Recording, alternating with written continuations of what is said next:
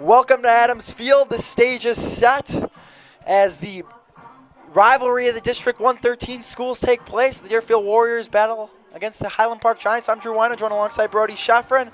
And Brody, the Warriors looking to beat the Giants for the 7th consecutive time. And Giants looking to play spoiler, pull off a big-time upset. And this is a massive game for both these squads. Without a doubt, Drew, this Deerfield team is hungry for a playoff spot after missing out last year. And Coach Steve Winecki, Hall of Fame coach, his final year with the program. And what better way to get the season started with a rivalry win? No doubt, Brody. It's a massive game. Both these teams looking to grab their first wins of the year. Deerfield fell to DePaul Prep last week, 35-28 in a tough loss. Highland Park also fell to Leiden 30-27, which was a very frustrating loss for the Giants. Both these teams looking to get in the win column this year. And Brody, what do the Warriors need to do to get that job done tonight? I think they need to establish the run game with Shimansky early on. That's something they struggled with in week 1 against DePaul Prep, and Quinn's the cornerstone of this offense. The offense runs through him. This game last year, Quinn ran for 200-plus yards, including a 71-yard scamper that put the Warriors up 21-7 in the fourth quarter. And once you establish that, you can really open things up for Mac Jones in the passing game and these quick wide receivers. Yep, Jones is really airing it out last week. 3 passing touchdowns, over 60% completion percentage. They're going to need another performance like this against what was a struggling Highland Park defense last Friday. For sure, that Highland Park defense allowed 30 points, and this Highland Park team's hungry as well. They fell in the second round of the playoffs last year to eventual state champion Cary Grove. Put up a good fight, but this Highland Park team lost a lot. This Deerfield team returned a lot of production, so definitely going to be an interesting game here. Yeah, now to focus our attention to the Highland Park side. Lucas Gordon, the wide receivers, really got to watch out for it. 5 receptions for 240 last week. Plays a 266-yard plays, a 50-yard play. He's really a big play threat, Brody. Yeah, he's certainly a big play threat, and we're pretty sure that Aaron Pouts will have his assignment tonight, and he's one of Deerfield's top corners, can run with almost anybody. So it'll be an interesting matchup to watch. Watch Lucas Gordon coming down the field and see if Pouts can keep him contained. Sure will be. Watch out for 24 in black, Quinn Shimansky, and then 2 in white, Lucas Gordon. We'll be back quickly for kickoff. Stay tuned.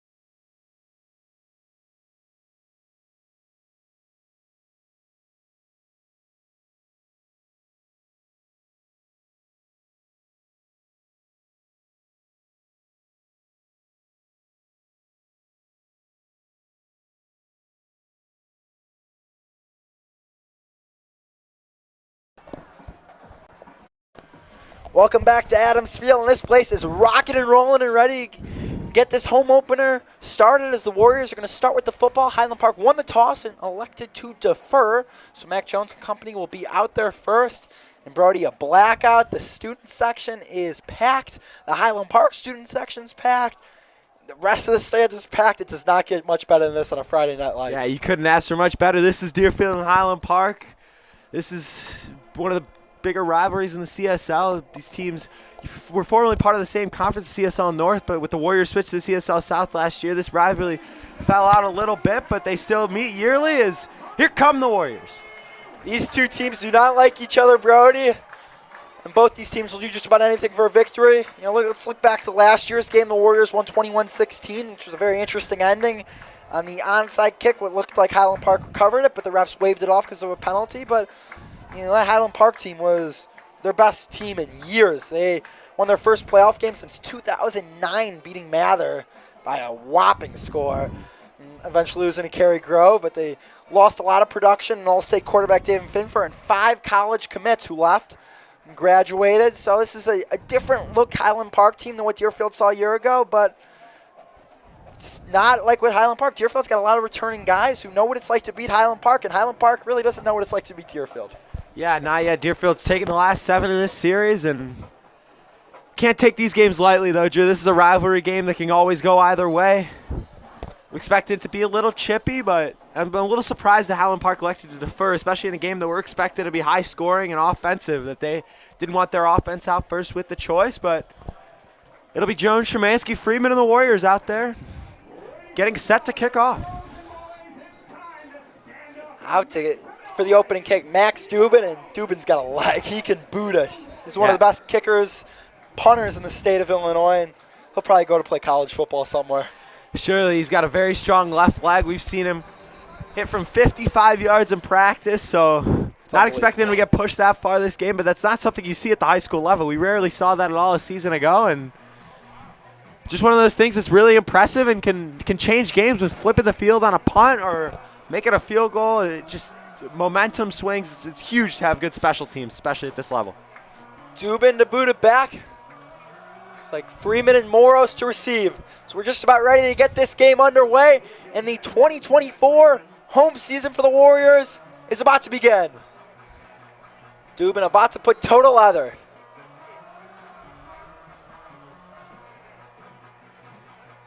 And we're off. Dubin with that big leg of his boots that fielded by Freeman inside the 5-yard line. Freeman cutting up. Not much there. Good tackle. Taken down at the 20. It was Zach Torres on the tackle. Here comes the Warrior offense, Brody. Here they come. They're going to have to go a long ways. Return was not great for Freeman. About a 10-yard return. Nice kick from Dubin there. Almost made it to the end zone, but surely it'll be Mac Jones and the Warrior offense out there. Long field to work with, Drew. Start with it at the 20-yard line. Single back look. Shimansky right behind Jones. Expect a lot of Quinn Shimansky today. First play is to Shimansky. Nothing there. Giant swarm there is there.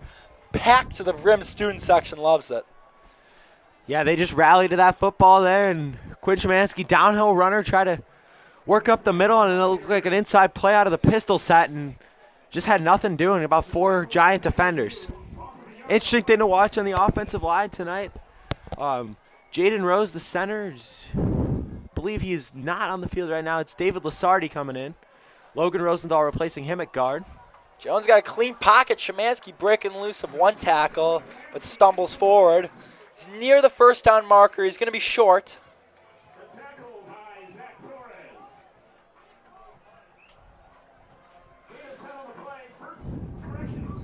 Third and 1 for the Warriors. Think you give it to Shimansky again here, Drew? I would. They stuffed the last time they did that. I trust my back if I'm Coach Winecki. Handoff does go to Shimansky, and he has the first down. Quinn Shimansky finding the holes, fighting for a Warrior first down.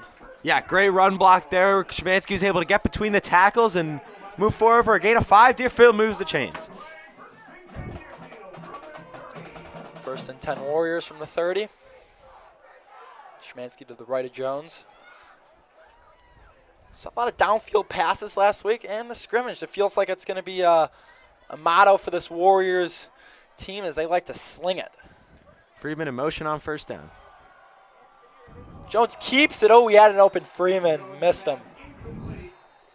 Like an option play of some sorts. We saw him working on that pregame, the triple option. We could either hand it off to Shimansky, run, or throw to Freeman. He elected to throw to Freeman there and couldn't complete it. Yeah, it looked like they tried to have numbers on the weak side. It looked like it worked. That throw was just had a little more juice on it. Freeman could have gotten it and been in the open field. So good play design there from Coach Goldberg and this Warrior offense. Looks like the senior Alex Wiley, the left tackle, moved early. And indeed it was Alex Wiley who got a little false start there. Going to be 2nd and 15 for the Warriors. Yeah, and those are the penalties that could kill a drive. Sometimes you get 2nd and 10, trying getting back ahead of the chains, and now you're 2nd and 15, probably an obvious passing situation. There's a pass. Jones, clean pocket. Throws a tight window. It's caught by Jack Berger. Big time throw from Mac Jones. Berger led in the Giants defender. No, that's a Warriors first down. Yeah, Jack Berger, the tallest member of this team, standing at 6'4", 230. So he was able to get up there against the shorter Highland Park safety and make the catch for a first down. Letting him know he's too small as Highland Park jumped to the neutral zone. It's going to move the Warriors up 5 more yards. Zach Yu jumped a little early. He's saying Warriors player move first. I didn't see it. Let's see what the refs call. Yeah, it looked like a neutral zone infraction to me.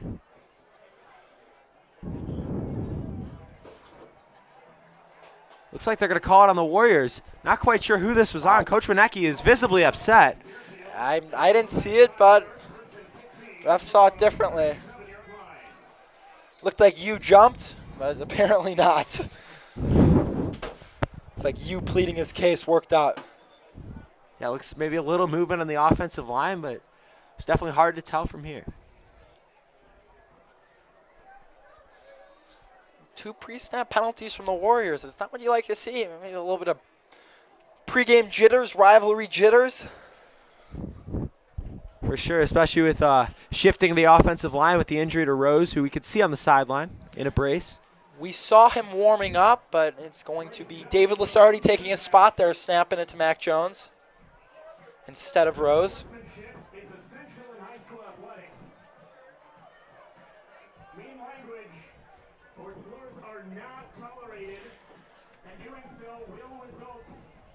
Not quite sure what's going on. But what our PA announcer Sam Schwartz said is right. Don't say stupid stuff. You know, it might be in the heat of the moment. Handoff to Shimansky. Shimansky breaks loose. There goes Quinn Shimansky all the way inside the 30-yard line. The senior breaks loose for a big-time run. Yeah, tackle just really opened up there. He ran outside. Great block by the right tackle, and Shimansky was able to set the edge and gain 30 yards. Fantastic run. The Warriors move the chains again, and they're on the move. That's the Quinn Shimansky we expect to see. Was held at bay last week, but broke that one loose. He heads to the sideline quickly. With that time, it's like Jonah Belden in there was stuffed.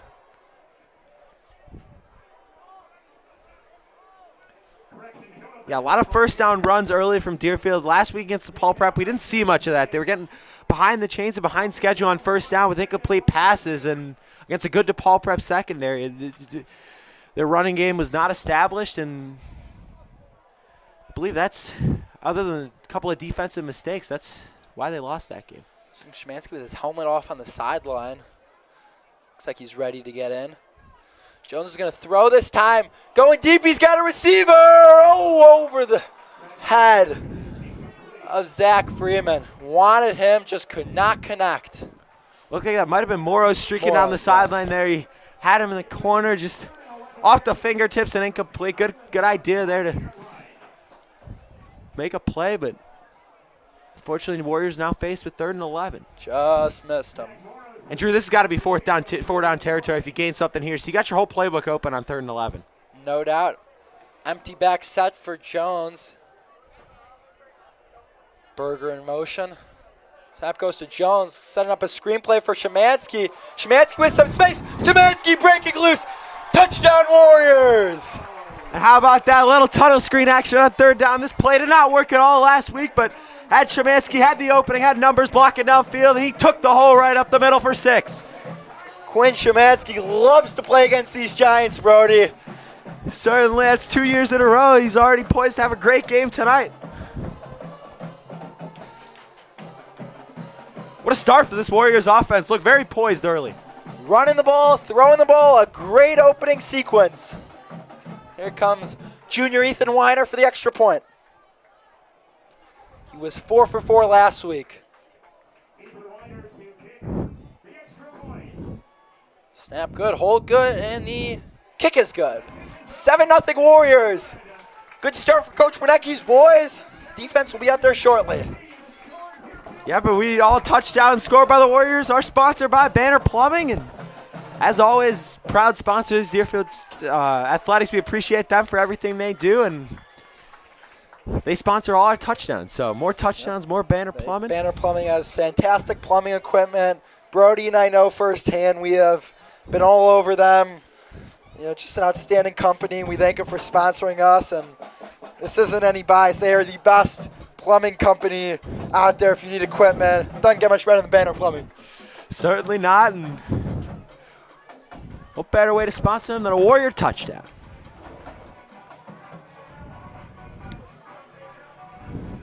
Ethan Wider, 5 for 5 this season on extra points. Had to fill big shoes after the graduation of Tommy Guchall after last year, who was an outstanding kicker for this Warriors squad. Felt like he was automatic every time he stepped up there. And Wider's been filling the shoes well early on.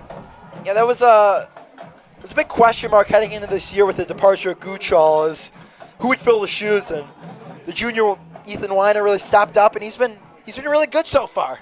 Yeah, small sample size, but we like what we've seen early, and he's gonna kick it away here. He's got a good leg too. Shamar Wilson to return. He is very, very fast and dangerous. Deerfield rallies to the ball, makes the tackle. Shamar Wilson, number 1 in white. He's a 3-sport athlete, baseball, track, and football. He's got one of the better 200-meter times in the state of Illinois. Ran sub-23 at track meet last year. He's got track speed and certainly a big factor on this football team. You'll have Charlie Moros on him tonight.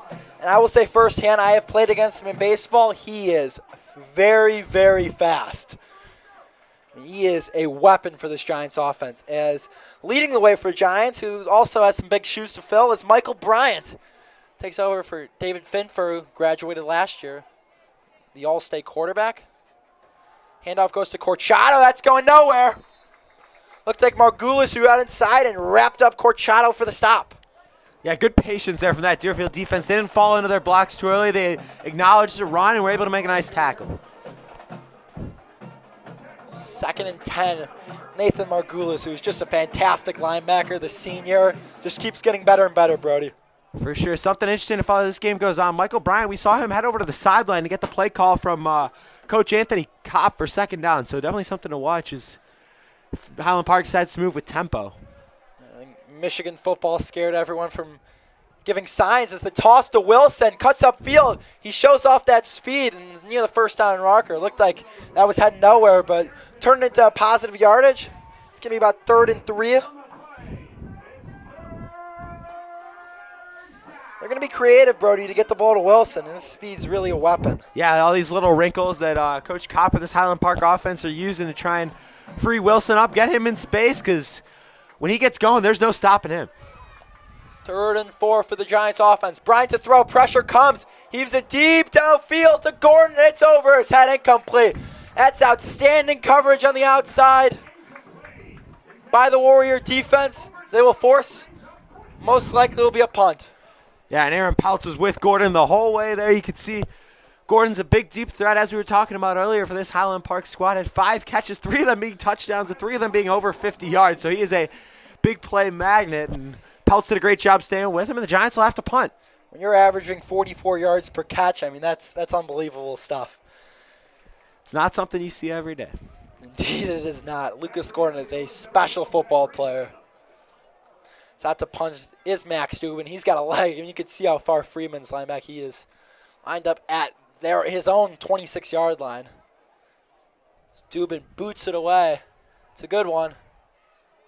Freeman did it. Oh, he did call for a fair catch, and that is going to be kick catch interference. That's going to add 15 yards. I couldn't quite see the signal, but it looks like there definitely was one. Yeah, you can see Freeman waving his arm, and Highland Park defender just a bit of a mindless play there, running into him before he even caught the ball.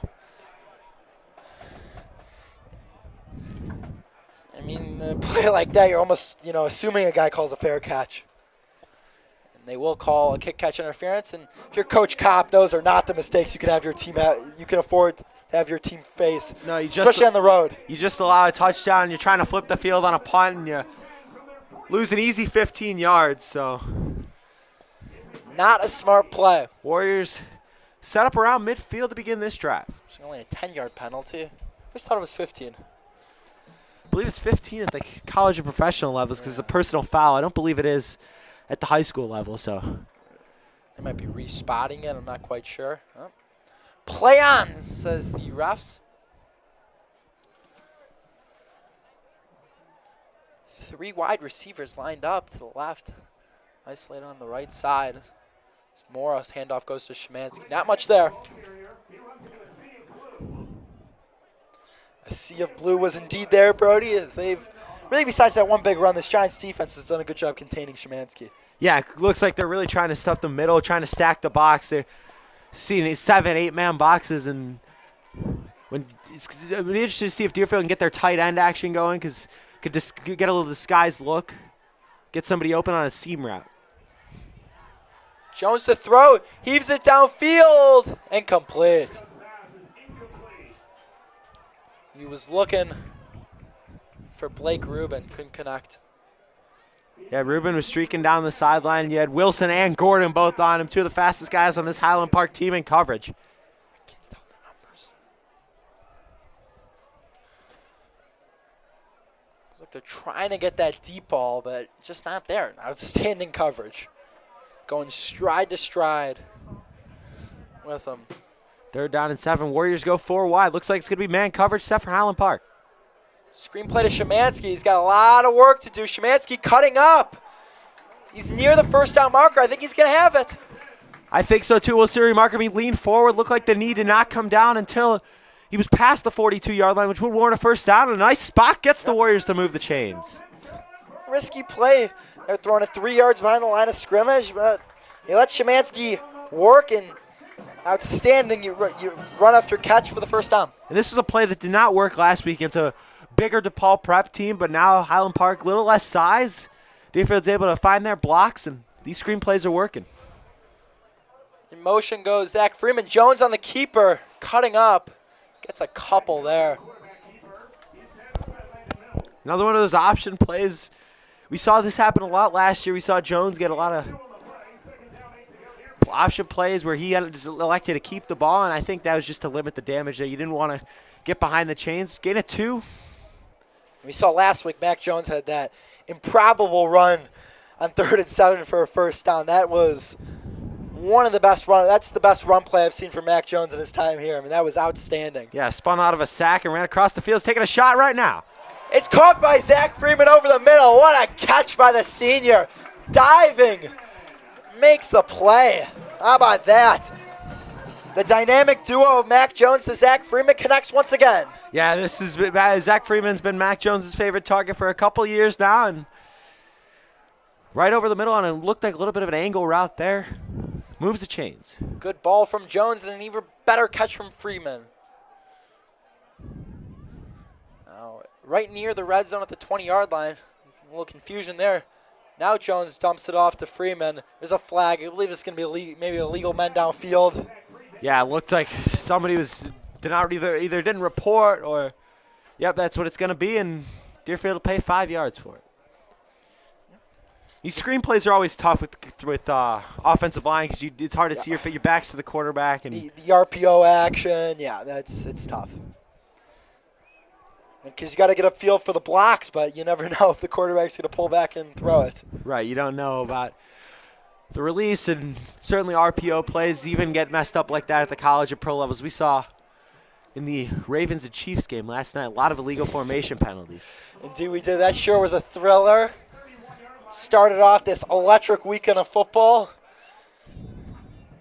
The Deerfield Highland Park game, got some college football tomorrow, and to top it off, NFL on Sunday. Get to see the debut of Caleb Williams, and Brody, I am very excited for that. Yeah, it certainly should be a fun weekend of football as it shapes up to be around this time of year. You get Thursday night football, you get Friday night lights in Illinois and out on Adams Field, then nice college football slate Saturday and NFL on Sunday. Can't ask for a much better weekend in the fall. And Mother Nature came through with just a beautiful weather weekend. I mean, this is textbook football weather. In the mid to high 60s, get a little that cool breeze, a little bit of sun. Handoff goes to Shimansky. Shimansky's got some space. Another flag comes in. Shimansky's still running. Looks like it's in the area of holding, but great run by Shimansky there to get outside. These runs outside the tackles have been really efficient for the Warriors. Like and this will be holding. Backing him up even more. Jeez. Not what you like to see. So it's going to be 1st and 25.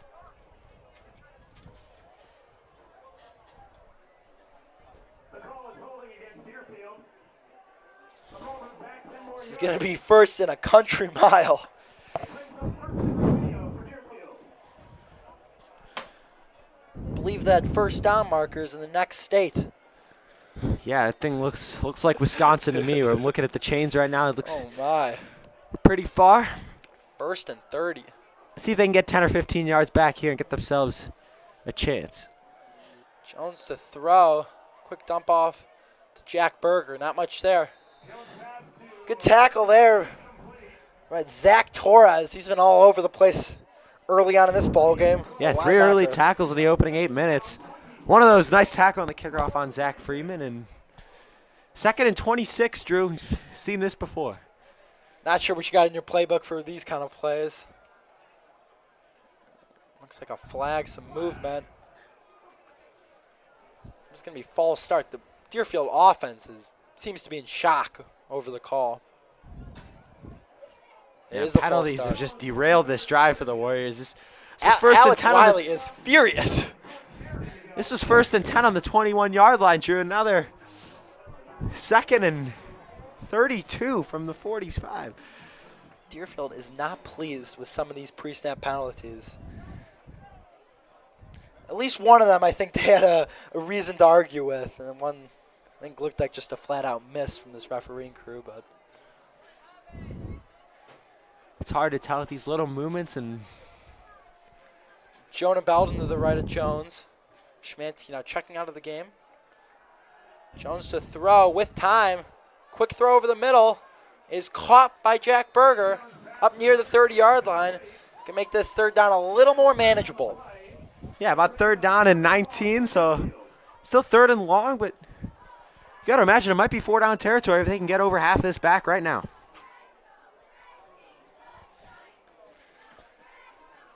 Third and 21. Imagine this is 4-down territory. Try to get 10-plus yards here, make the 4th down manageable. Yeah, we'll see what ends up happening here. Jones does have a strong arm. If they do, we'll like to take a shot. Empty set. Jones rolling out. He's going to heave it downfield. It is broken up. Ball was a little underthrown. Intercepted by Shamar Wilson, but like Gordon was on the stop there. And you're kind of in no man's land here. 4th and 21 from the 30. Offense still out there. I think I'd punt here, Brody. Try to pin him back deep.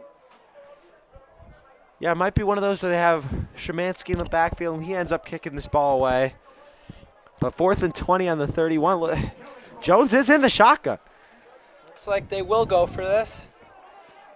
Interesting choice here. Crowd trying to encourage on this Warriors offense for what would be a massive 4th down conversion. And this is a drive where they move very well, start around midfield, work their way down to the 21, and just penalties. Another false start penalty. This is been really sloppy. Yeah, this one was a delay game, so now we're back to 4th and 26, and I think they're going to punt it away now. Yeah.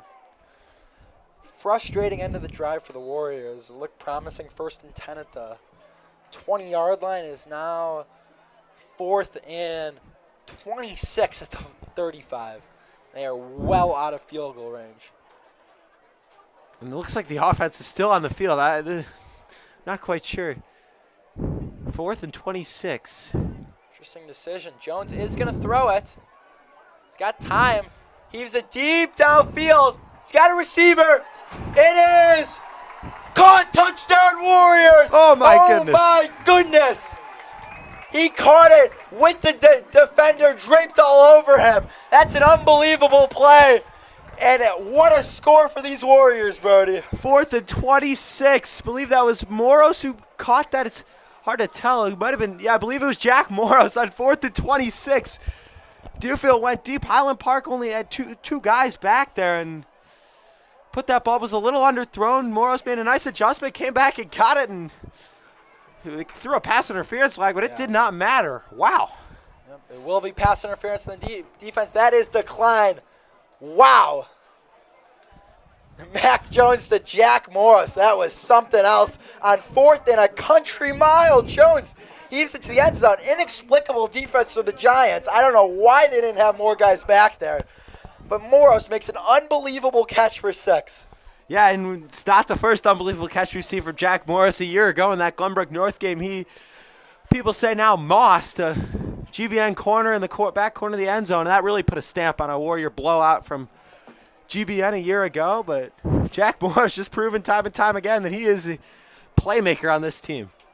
And Glasgow last year could make some incredible catches, and they lost him this year. Morris seemed to be stepping into that role. Yeah, just outstanding. Just like that, Deerfield's got a 2-touchdown lead. It looked like Highland Park was going to get off the field. Instead, the Warriors put up 6. And that touchdown is brought to you by Banner Plumbing. All Deerfield touchdowns are brought to you by Banner Plumbing. You need plumbing equipment? Go to Banner. Extra point is up and good.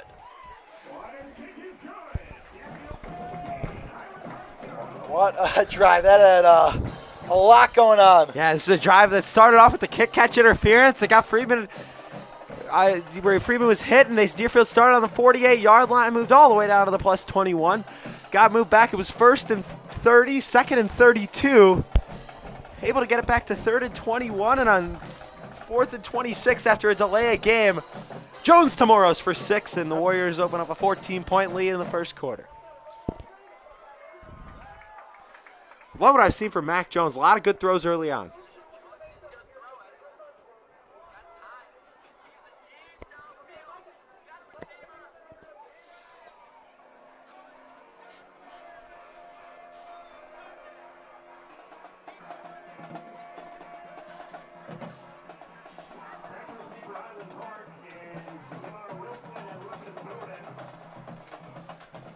Ethan Weiner booted back away. The Warriors are backed up a bit. Just be my eyes deceiving me, but I don't think they normally kick it at the 25-yard line. No, usually it's at the 35 or the 40, actually. It is at the 40, but might have been an unsportsmanlike conduct or something after the play that we missed. See if this sets up Highland Park with good field position. It looks like it will. Short kick. That's muffed by Eli Moore. Eli Moore down the sideline, nice little run there. He's got it into Warrior territory. Inside the 50, near the 47. Moore muffed it, able to make something out of it. Took it for about 15, 20 yards. Yeah, Eli Moore, one of the team captains of this Highland Park team, wears number 4. It's a special number at Highland Park. Talks about their hardest hitting, hardest working players, and Moore certainly deserves that. Is nice little return there from Moore, who don't think was expecting to take that thing back. I think that's why he dropped it, but nice little boost for Highland Park. Just Corchado with the run. Corchado trying to make something happen. Oh, wow, somehow breaks out of a tackle. Look at Corchado go. Those cuts. Nice run there. Looked like he was doing a lot of east-west running, getting outside. Looked like Deerfield could have wrapped him up in the backfield for a loss of 3 or 4, but he spun away and He's able to make a nice gain out of it. Nice run there from Jaden Corchado.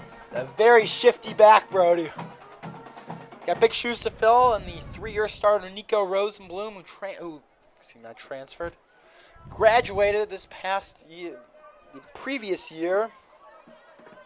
Nico Rosenblum is a fantastic back.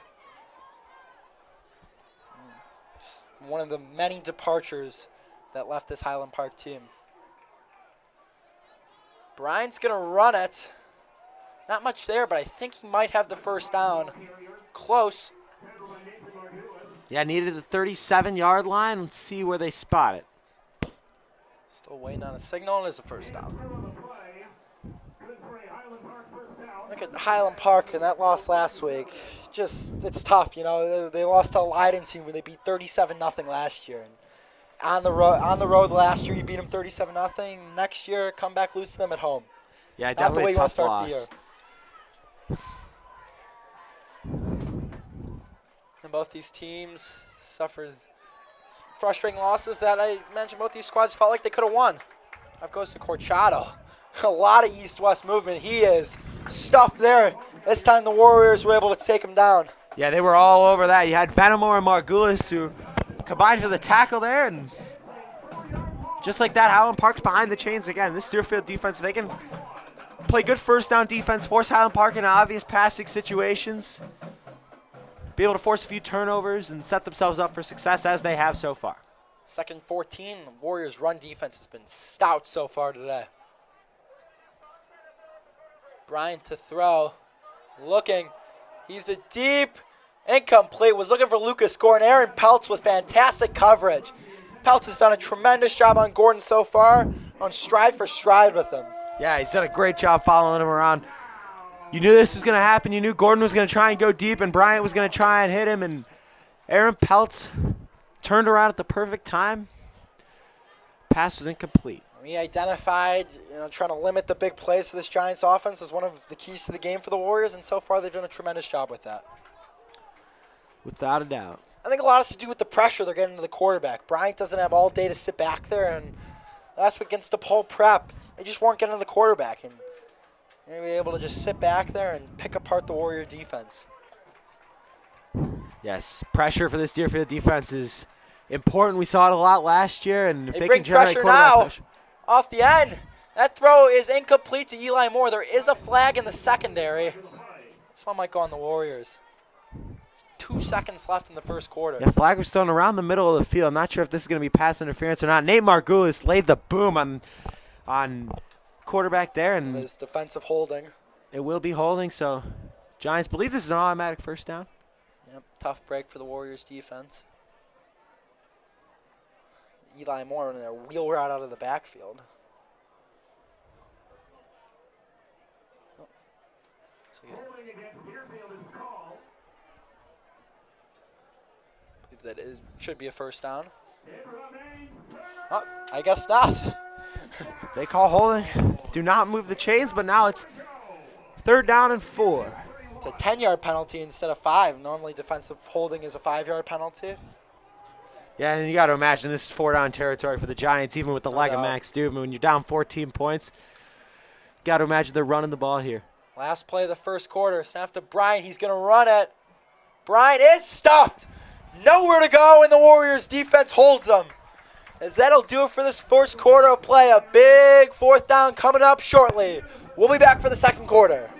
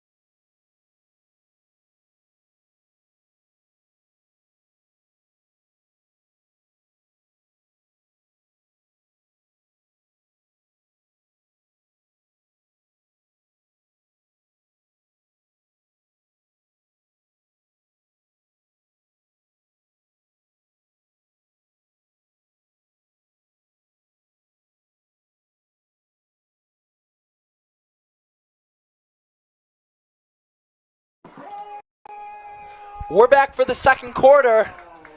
4th and 5 coming up for the Giants offense. This is a massive play for both these squads. Corchado to the left of Bryant. Here we go. Gordon in motion. Snap to Bryant. Pressure comes. Michael Bryant. Throw is incomplete. Went right through the hands of Shamar Wilson. And the Warriors offense is going to take over after the turnover on downs. And another big stop. That's a long throw that Michael Bryant had to make. Looked like about a 25-yard throw for only about 10 yards. Had to throw across the field.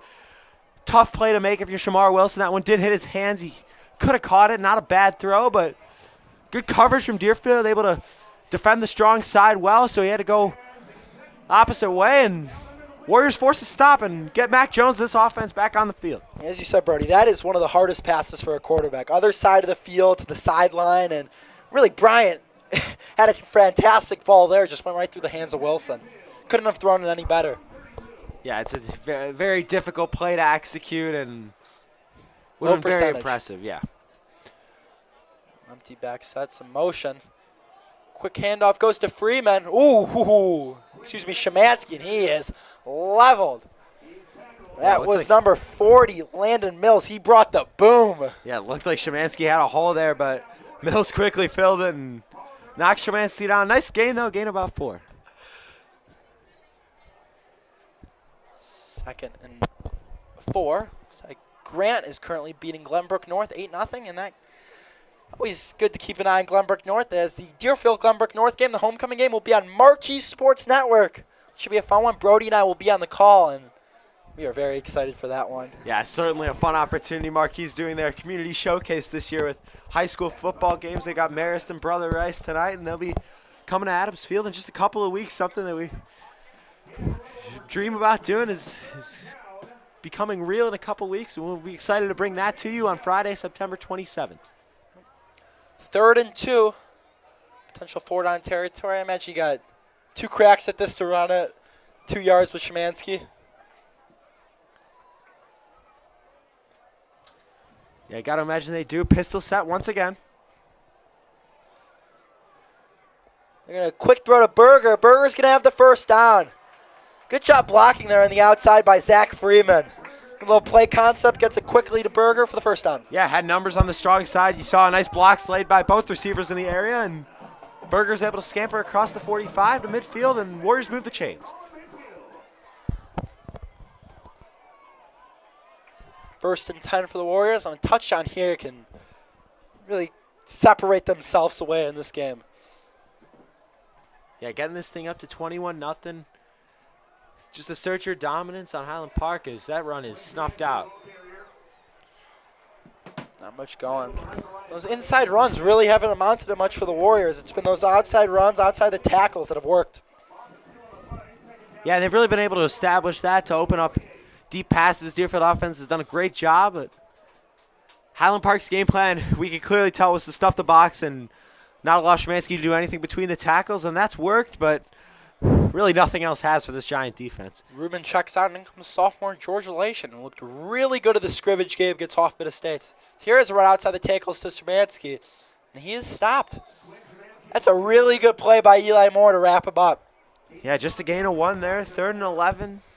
Moore proving why he wears that number 4, which is so important in this Giants program. 3rd and long coming up. Not what you want if you're Coach Winecki. 2 straight runs that amount to -1. Yeah, I got a chance to get it all back here on 3rd and 11, as we saw they did on 4th and 26 after that catastrophe of a series leading up to it. 3rd and 11 for the Warriors offense. Jones gets the play, checks to the sideline. Play clock's going down. They're going to have to use a timeout.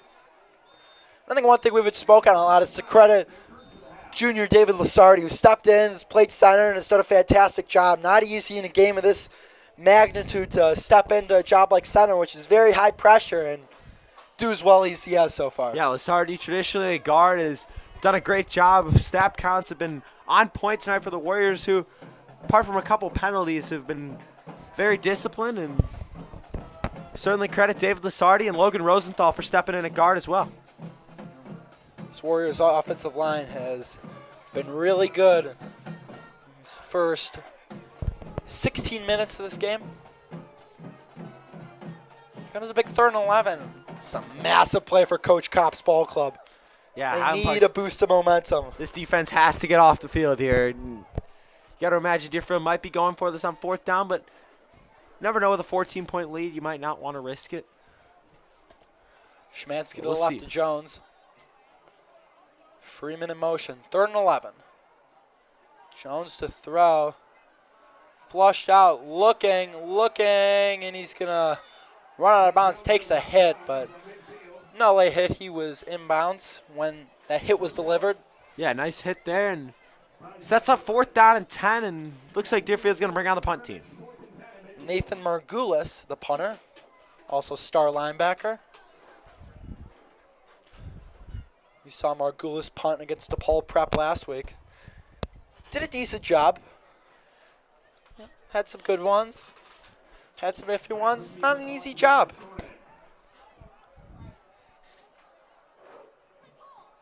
This is a good line drive. This one's going to roll. Is it going to sit? No, it won't. It will roll into the end zone. A low line drive punt from Margulis that scoots its way into the end zone for a touchback. Yeah, that thing was a rocket, and if Gordon tried to catch that, I'm sure he would have had a lot of trouble, so he just let that go, prayed for it to go in the end zone, and luckily for him, it did. And this Highland Park offense will be set up on the 20-yard line. Massive drive for Michael Bryant and the Giants offense as they look to cut this lead in half or just put up any points. Defense got the job done, and the offense delivered. Yeah, Highland Park finally able to stifle this humming Warriors offense, and now we're going to see what Bryant can do. We've got a long field. Dude, 80 yards to the end zone. Bryant to throw. Quick throw to Gordon. He is met. Aaron Peltz leveled Lucas Gordon.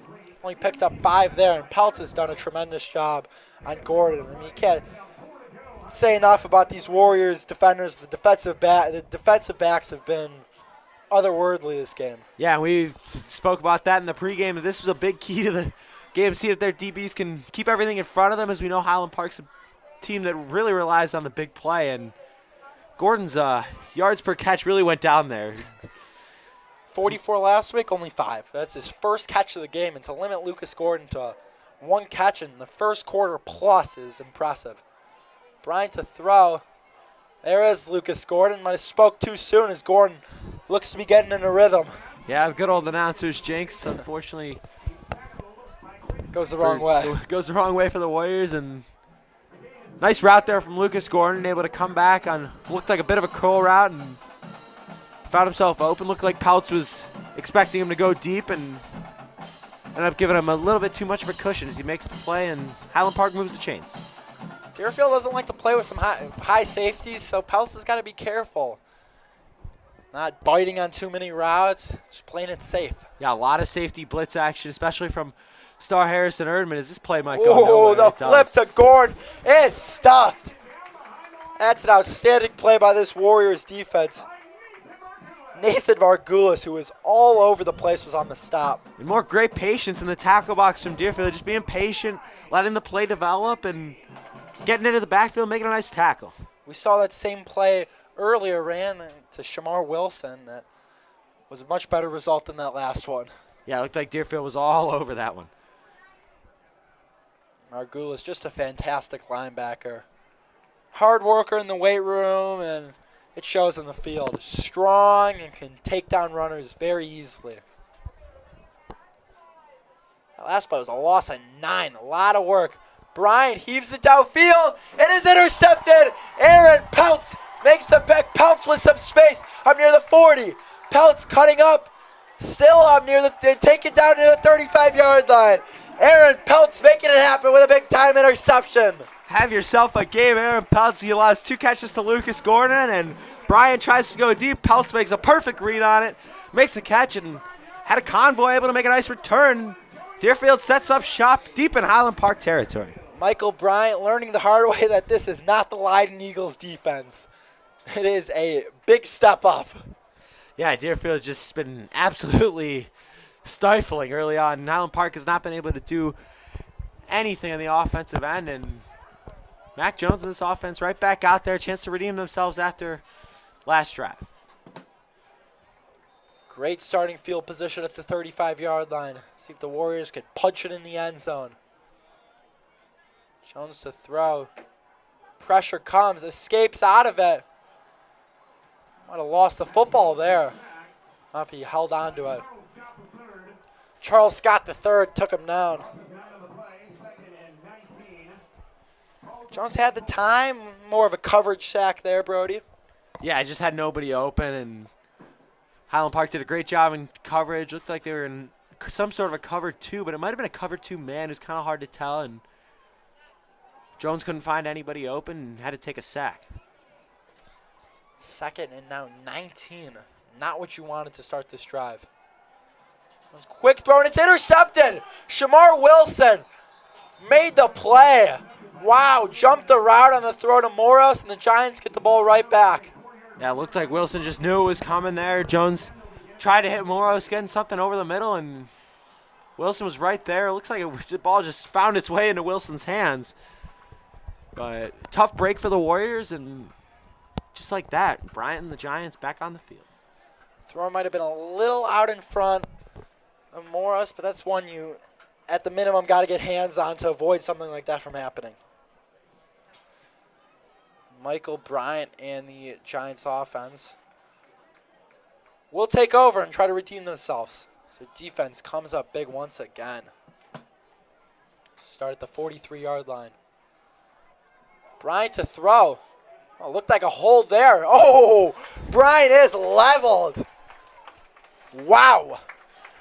Escaped one sack. It looked like Perlman was held too. Yeah, he was able to escape that and take down Bryant. Still no flag in the backfield, but it's going to be a huge loss. Double digits for sure, and Highland Park is instantly behind schedule on this series. Jonathan Perlman does not care for your holds as Aaron Peltz runs the sideline. Looks like he's going to get checked by the athletic trainers. Not what you like to see. No, not at all. You see Evan Yoblin coming in to replace him. That was a tremendous play by Perlman. Bryant broke out of 1 sack, and coming from the blind side was Perlman to level him. Let's see if Highland Park goes after Evan Yoblin, just getting into the game.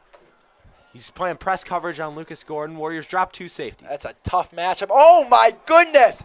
Streaking into the backfield was Nathan Margulis, and he levels Corchado. Yeah, Margulis and Benamor just completely jumped the snap, and I'm surprised to see Highland Park run there. Deerfield really stacked the box. They dropped 2 safeties, 2 corners. They had an 8-man box, and Corchado was just swallowed up. The Warriors are bringing the boom. That's what they do, Brody. Yep, that was elite tackling from Deerfield, and 3rd and a country mile. You just got to be smart. Do not make the same mistake Highland Park made. Not let any defender, let any player get past you. Yeah, dropping 2 safeties penalties again. Well, they stacked the box again. Looked like Deerfield might have jumped there. Just a tad bit. Oh, false start. Wow. Berger tried to jump the snap and storm into the backfield, and I honestly looked like he timed it up perfectly. Yeah, it looked really close, but one of those things where I'm guessing he just saw the offensive lineman move and he broke. I agree. 3rd and 33. My goodness. We have seen some long 3rd downs, Brody. Yeah, a couple tonight, and this drive, shockingly, no penalties for Highland Park apart from that false start, and would have been 3rd and 28. Just a clinical defensive series from Deerfield as there's pressure again. More pressure. Quick dump off to Eli Moore, and he is stopped. Quinn Shimansky made the tackle there, teamed up with Nathan Margulis. They will force yet another punt. Yeah, we've seen a lot of rallying to the football for the Warriors early on. They've just done a great job. As soon as that ball gets out, everyone notices, turns towards it, and made some nice tackles. And Shimansky, we've seen a lot more of him on the defensive side of the ball this year, especially with the losses after a season ago. And he's playing both sides of the ball a lot more than he has in the past. His 3rd year on this part of this varsity squad. Fantastic player, Dubin, to boot it away. It's a good one. Freeman calls a fair catch. Takes a Warriors bounce down at the 45-yard line. Yeah, I'd be interested to see the approach that Deerfield takes after Jones threw the interception on the last drive. 2:25 left in this first half. Highland Park will start with the ball out of the locker room to start the second half. I really think if you're the Warriors, you got to put up one more score. Your defense has played as well as they have, and you really got to not give that Giants sideline any hope. No, get some momentum going into the locker room, especially not getting the ball out of half. If this game's only 14-0. It can always be dangerous. Just 2 scores and crucial possession coming. That run goes nowhere. Shimansky dragged down. Besides that big run, Shimansky's been held at bay, Brody.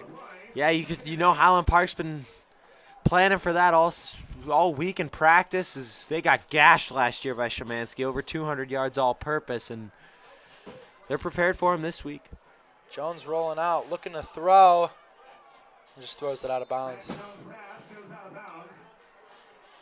Like Coach Sheldon was not happy with something they're yelling at. I think it was his team.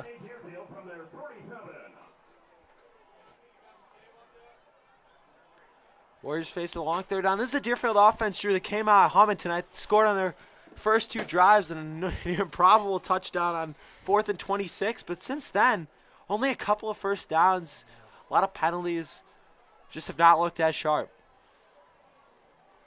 Started the game with 2 touchdowns and then a punt and interception. Now they're facing a 3rd and long. Jones, quick throw to Moros. Moros trying to make something happen. That's a good tackle there. Number 54, Zach Torres. A nice game, and that's going to force another Deerfield punt. Yeah, it'll be about 4th and 6, and looks like Margulis will punt it away. Like a no hesitance decision there from Coach Wadecki to set out the punt team. Yeah, I got to say I agree with it. You don't want to give Highland Park a short field right before you get in the locker room. Your defense has been lights out all night long, and definitely the right move to kick this ball away is higher kick this time. Yeah, much higher kick. It's a good one from Margulis inside the 25-yard line. Out of bounds at the 23. Nice job there by Nathan Margulis. Yeah, certainly does the job and gives Highland Park another long field to work with. Get this, what seemed like unstoppable Deerfield defense back onto the field. Try and force a turnover, maybe steal some points going into the locker room. But minute 18 left, so it'll be interesting to see how Highland Park approaches this. Really haven't moved the ball at all on offense. Yeah, 2 timeouts for Deerfield, so definitely be interested to see what Coach Winecki, how he decides to utilize those. Because if Highland Park really wants to, they can run this clock down inside 30 seconds, but we'll see. I don't know how content they're going to be going in a half down 14-0. 3 timeouts for the Giants. Interesting to see. Bryant will throw. Quick throw, no, dangerous pass is reeled in. Shamar Wilson on the catch.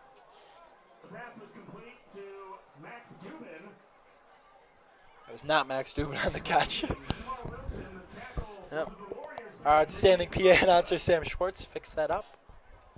It's not easy up here in the booth to pick out the numbers. Yeah, it's a little tough. We got sheets, got a pair of binoculars that we use sometimes, but it's always tough. As Deerfield looks like they're getting some good pressure here. And the pressure really made a difference there as Brian's throw to Gordon came up short. And that's another one of these long throws that Bryant's had to make. He's had to drop really deep. Like he's dropping 5, 10 yards back behind the line of scrimmage, and these like 2nd and 3, 2nd and 4 is looking like 2nd and 9, and it makes every difference you could possibly make. And we'll see if we see that again on 3rd and 3. Deerfield's just generating fantastic pressure. Yep, that's what I was going to say. That's the difference maker when you get pressure to the quarterback. And I imagine, Brody, this is not 4-down territory. No. 40 seconds left. Feels like they may just run the ball here and punt it away, but we'll see. Oh, Bryant got a throw. Bryant will throw. He's hit quickly, but gets it out to Gordon, who makes the catch for the first down. Yeah, Warriors tried to bring pressure on what looked like more of a zone blitz, and Gordon was able to find a spot right in the middle there to move the chains, and Giants not using a timeout as we go under 30 seconds, and now they will call one. That was really poor clock management, Brody. Yeah, they could have had 33, 34 seconds, but thought they could go into a hurry up, and Coach Kopp was like, nope, I'm done with this. Calls a timeout and has 3 in his pocket. Not quite sure what he's waiting for. There is Looks like they will reset the clock to 36 seconds. They'll give Coach Kopp the benefit of the doubt. So okay, that makes a little more sense now. yeah, it looked like he might have been trying to call that timeout, but Highland Park looked like they hurried to the line. Definitely was not the idea there. 33 seconds. Giants have 2 timeouts. Warriors really got to be careful to keep everything in front of them. Dubin does have a leg, so the field goal is definitely could play a factor here. Imagine his range is around 40 to 45 yards in games, hit up to 55 in practice, but in game, that's very difficult. For sure. You got to imagine they got to get at least inside the 30 to try and kick something. Yeah. That's 22 yards from current spot, so Giants Warriors have some ground to work with. Giants have it at their own 48-yard line, 33 seconds left, and 2 timeouts to work with. A lot of fireworks early in this game, and it's really slowed down Brody. Yeah, this is kind of like the game was last year. Highland Park got off that hot start, scored 7 on their opening drive, going 99 yards down the field. Warriors were able to tie it up, and then offense really slowed down. Blitz come. Bryan is hit. There to Gordon's incomplete. Aaron Peltz there on the coverage. And then broke it up. Good play there by Peltz.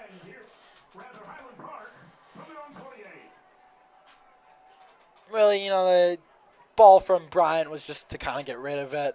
Didn't have much of a chance there with Gordon down the sideline. Yeah, I didn't want to make any big mistake and turn the ball over. Smart throw there from Michael Bryan as he gets the play call from his coach, heads back to the huddle. 2nd down, 10 to go. Do not want to take a sack. You do have the 2 timeouts to work with, but you really need positive yards with 28 seconds left. Glenbrook North, you take a look at the scoreboard. Glenbrook North down 21-0 to Grant. Interesting score to watch out for. Bryant does have some time this time. Quick throw is batted away. Oh, my. Looked like that could have been taken the other way for 6. Yeah, Harrison Erdman made a nice play on that ball, and I believe that was Harrison Erdman. Correction, it was Jonah Belden who made that pass break up and could have housed that thing, Drew. If he could gotten a clean catch and break the other way. Looked like he didn't try to catch it, just tried to bat it down, which works out in the end, but could have been 6 going the other way. Jonah Belden was the one who had the interception last week, so still has that ball hawking instinct. Yeah, without a doubt. Just wanted to bat that one down. Nice play nonetheless. 3rd and 10 coming up. 23 ticks left in the first half. Brian, quick throw, and it is dropped. Andrew Nikolakakis, the former Deerfield student, drops it. Yeah, he spent his freshman year as a member of this Warriors squad and transferred to Highland Park for his last couple of years, where he has done a lot of good things for this Giants squad. And 4th and 10, I can't imagine they go for this. Dubin out there to punt. Yeah.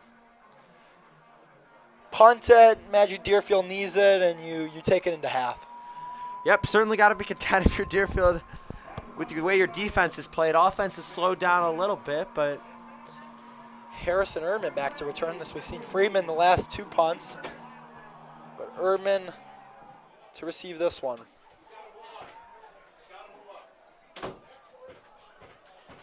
Dubin lined up well off the ball. Low snap. Gonna boot this one. This is a good one. Erdman's gonna let this one bounce. Wow.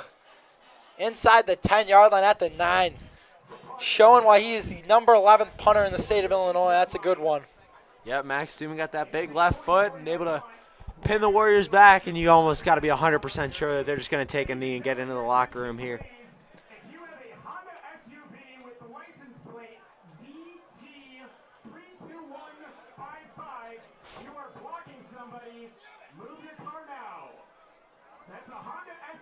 I do not think that's my car. Definitely not my car. Got a little worried for a second. Yeah, not something you hear commonly over the public address sounds, but good communication from Sam Schwartz there. And, yep, Deerfield is in fact going to take a knee and get themselves into this locker room. And, Drew, what are your thoughts on this first half for Deerfield? Up and down. I think they started off the game really well, but the offense slowed down. Defense was fantastic from start to finish. I think you're content with going in up 14-0, but you feel like it could be more.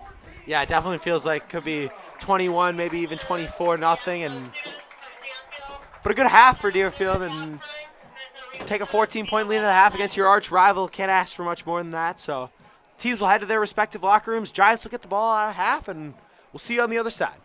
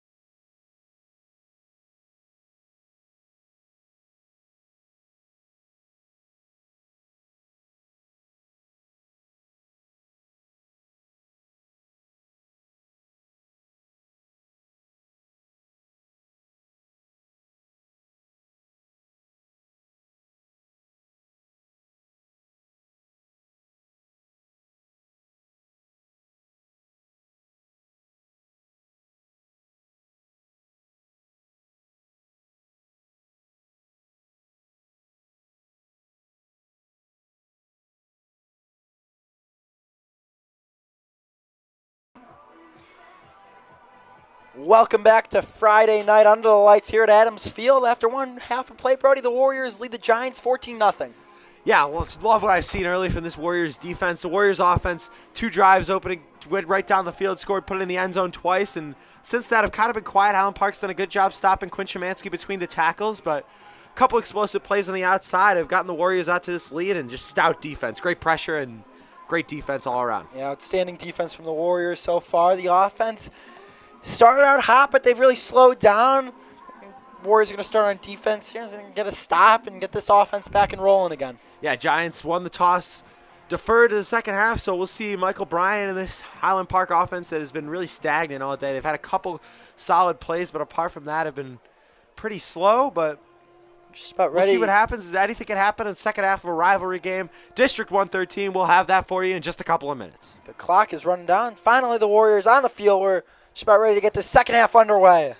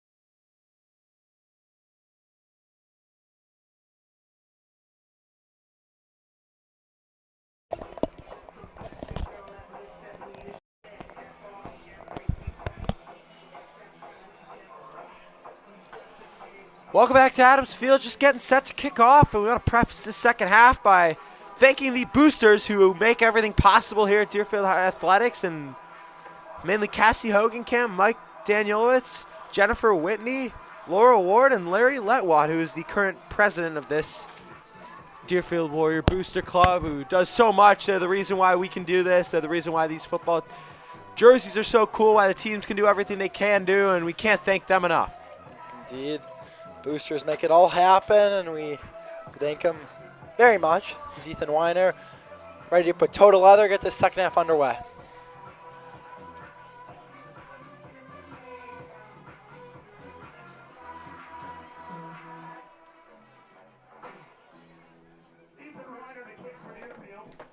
.12 minutes put on the clock. 24 minutes left to go in this game. Warriors lead the Giants 14-0.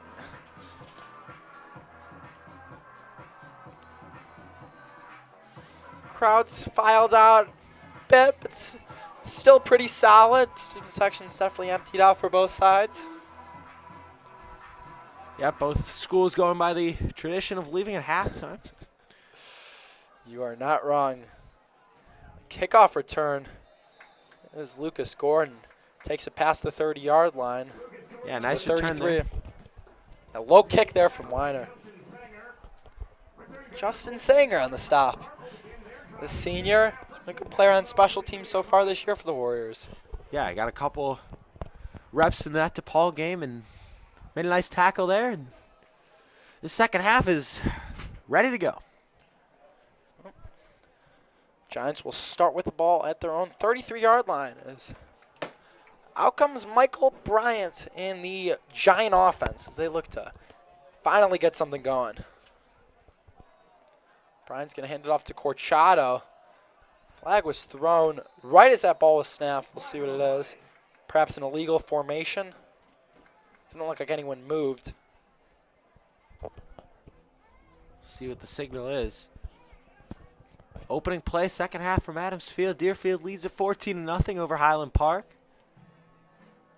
Still waiting on a call. It'll be a false start. False start.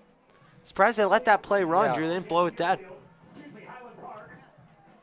Yeah, it might be the same signal for illegal formation, so always could have been somewhat of that. Another reason why the refs need mics. Yeah, we've been advocating for this for a while, and helps everybody know what's going on, so there's no confusion, including themselves. Yes, I agree. I just feel like for the clock, if the clock, they want to add time to the clock, it's such a hard thing to communicate. I think they have radios to page up, but it's just not easy. And off goes to Corchado, breaks through one tackle, but is taken down quickly. Yeah, big opportunity for Deerfield to keep Highland Park behind schedule, try and get off the field, as they have been doing all night long. 2nd and 13. This Giants offense. A passing down situation, perhaps. Certainly feels like it. Some out-of-town scoreboards there. Interesting ones to follow. Deerfield's next opponent, Buffalo Grove, down big to Fremd. So Bryant to throw, gets it out to Gordon. It's caught near the 40-yard line. Yeah, just short of the line again. It's another one of those deep drops for Michael Bryant where you feel like they're gaining so many more yards than they actually are. It's just making long throws, and Deerfield's just making things really difficult on Michael Bryant to set himself in the pocket and have a solid presence. Nice throw there, though. 3rd and 3, potential 4-down territory for the Giants offense. Corchado to the left of Bryant. Snap back, Bryant to throw. That play is whistled dead. He still threw it to Shamar Wilson, who ran with it and was taken down. Would have been a first down, but that play will not count. Looks like false start. It is a false start on the Giants. You are interested in the NFL game going on in Brazil. The Giants, or excuse me, not the Giants. I saw Saquon Barkley, thought Giants. The Eagles have just taken the lead over the Packers. 14-12, Saquon Barkley, his second rushing touchdown. That is good for my fantasy team. Me as well, Drew. Drafted Saquon in the second round, and good investment early on, but certainly a lot of football to go, both here and there. 3rd and 8 coming up. Big play for both these squads. See if Berger can get around on the edge. Get Bryant from his blind side. Snap to Bryant. Pressure does come. Heaves it up quickly to Wilson, who makes the catch spinning around.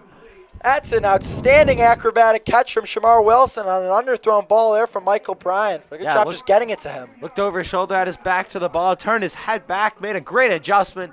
Great athletic play from Shamar Wilson. Highland Park moves the chains. I want to say that's their biggest play so far. Certainly feels like it. All the way at the Deerfield 44-yard line. Handoff goes to Corchado.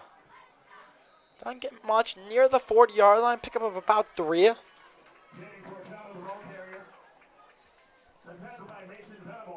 Warriors' run defense has been nothing short of magnificent, Brody. Yeah, they've just been outstanding today. And despite a couple plays on this drive where Highland Park's looked good, Deerfield is keeping everything in front of them, trying to limit the big play as the game plan stated. And I think they're going by it. Bryant to throw, again. gets hit. He's it downfield to Gordon. It's incomplete. That is really good coverage. Once again from Aaron Peltz. Brody, it's felt like we said Peltz's name all night long at the interception and has really held Lucas Gordon at bay. Yeah, Aaron Peltz has just been all over the place on the defensive side of the ball tonight, just guarding the Highland Park's top receiver, Lucas Gordon, really well. You know he's got speed. You know he's a deep threat. You know he's got good hands, but Peltz is running right with him and has got that interception as well. Just great game for number 4 in black. 3rd and 9 coming up at the Warrior 40-yard line. Big play. The big 3rd down. Snap to Brian. Pressure comes. Gets rid of it quickly. Oh, my goodness. Leveled is Andrew Nikolakakis. Evan Yablin really laid the hammer there. A big-time hit. Nikolakakis, after his drop earlier, somehow able to hold on to that one. Yeah, now it's 4th down and 7. Bit of an interesting situation. Looks like Brian and the offense will stay on the field. Biggest play of this game so far, Drew. Opening drive of the second half. Injured Warrior down on the field. Looks like number 90, Elgin Williams, the defensive tackle. It's not a great sign. No, he's one of the bigger guys on this Warriors squad's presence is really felt on the interior of this defense. He's done a nice job today. Things you just hate to see, and we'll step aside real quick for the injury timeout.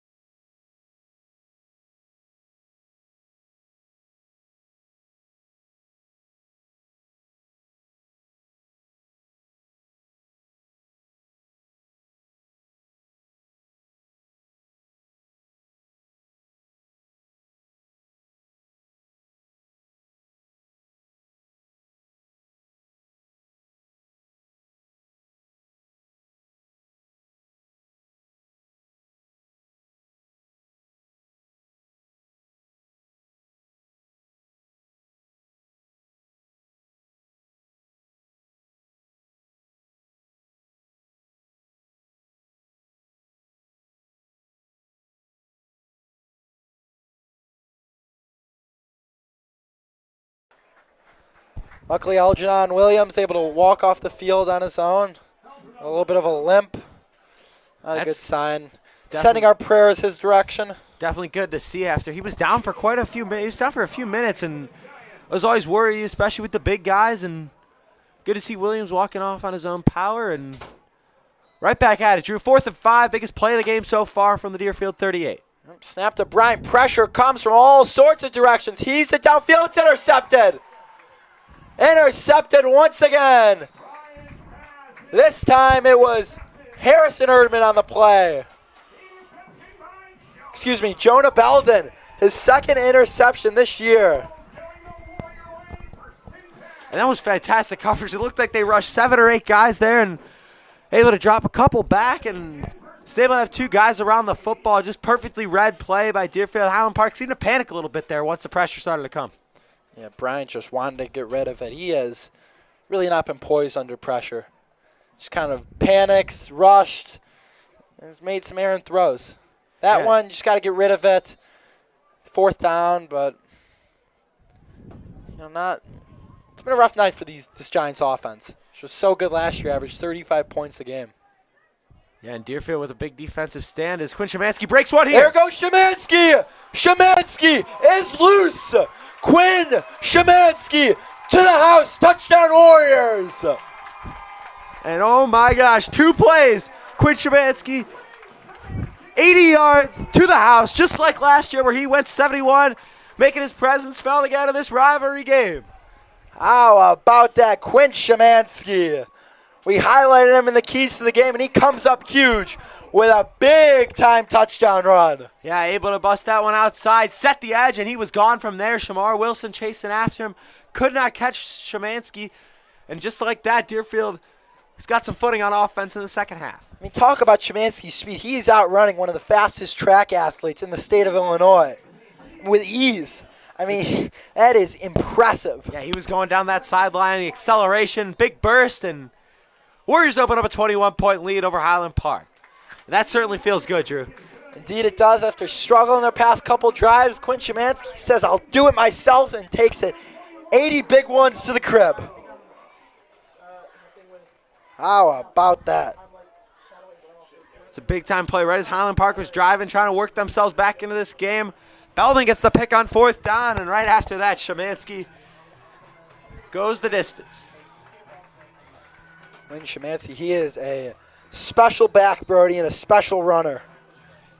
Yep, we saw it last year. We're seeing it again this year. He's poised for a great senior season. Just every time he's got the ball, you got to watch out. He's got a big burst of speed, downhill runner, who very physical, strong runner as well. Just he's a 5-tool running back. In these past 2 years, Brody, we've seen a lot of great running backs play against Deerfield, and I got to say, there is no one like Quinn Shimansky on these other teams. You know, there's no one who's got the big play threat, the athleticism. We've seen some great backs, Michael DeLumo, you know, a lot of really good players, but I mean, Shimansky, he's always falling forward. When the ball's just in his hands, you know something special is going to happen. Right, there's always a chance of that big play, and it's special to see at the high school level for Deerfield. And the one guy I'd say is even close is Darion Timberlake from Evanston last year, but I don't even know if he's as physical as Shimansky was. Definitely a speedy guy. Wilson, nice return here, just across the 30-yard line.